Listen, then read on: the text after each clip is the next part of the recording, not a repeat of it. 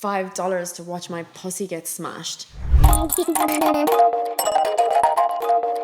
So we're going to talk about, as an OF creator yourself, Yes. how when all the skimpies first started having OF, like it came up just as I started was 2020, I think, the pandemic changed everything. I think you came just in that Just transition. in that time, yeah. but I was already kind of like, I'm going to be doing this. I was kind of like, I probably will do OnlyFans. But I do remember jumping on the Skimpy discussion board and seeing your opinions on OnlyFans, girls.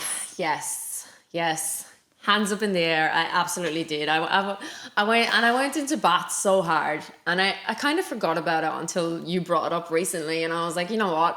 I did do that. I absolutely slammed OnlyFans. I slammed all the girls that were doing it. But like, you have to also realize I came from a time where skimpying was just skimpying, and there was no OnlyFans. There was nothing else, and we weren't allowed to do pictures at work. It was really like you were really shunned, even if you got in a photo at work. Yeah. It was just a different time. So it was like crazy that we're out there charging 160 or at the time $150, $250 an hour to waitress, and then girls are like posting like $5 to watch my pussy get smashed.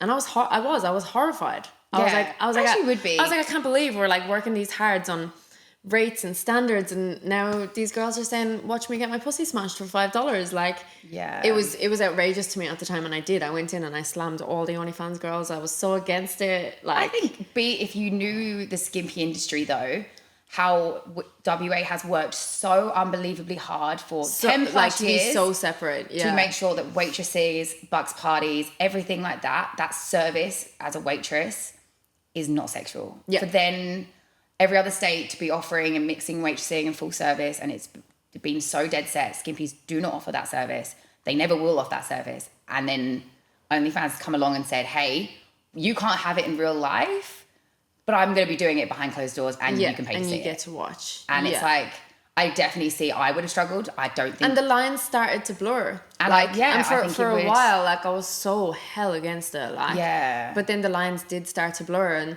it was in a 2-year period, and it was over COVID where they really started to blur, and everyone was doing it. And then at that point, it was like, if you don't jump on the train, you get left behind. And I jumped on the train. Yeah. And I actually don't think. I can't speak fully because obviously I never did the skimping before OnlyFans 4 was integrated, but in my 2 years before OnlyFans in the industry and in 2 years doing this industry with OnlyFans, I don't think guys push the rules anymore. So no, I don't. I think don't. You still, as a waitress and a skimpy, we don't offer that service, and they really do separate the two jobs. Very luckily, and I think we've got lucky that guys do understand that it is a separate industry. But at the time, I was like, our industry's under threat.